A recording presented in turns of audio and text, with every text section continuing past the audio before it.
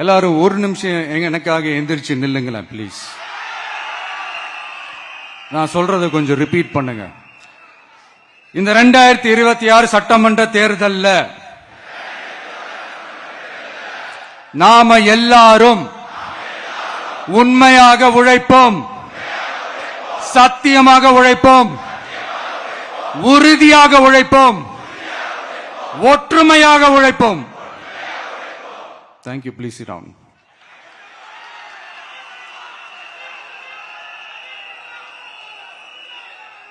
உங்களோட இந்த வார்த்தையை நான் மனப்பூர்வமா நம்புறேன்.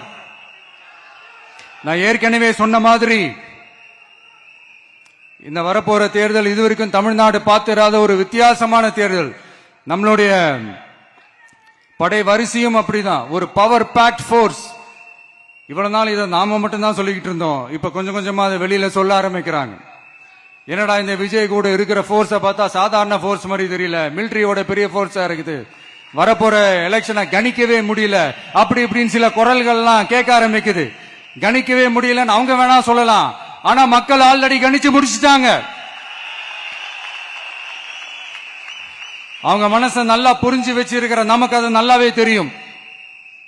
அதனால இந்த எலெக்ஷன் ரிசல்ட்டுக்கு அப்புறம் இந்த தீய சக்தி கிட்ட இருந்தோம், இந்த ஊழல்வாத அடிமை சக்தி கிட்ட இருந்தோம், தமிழ்நாட்டை மீட்டுட்டோம்னு உறுதியா அறிவிப்போம். அதுல என்ன மாற்று கருத்து கிடையாது.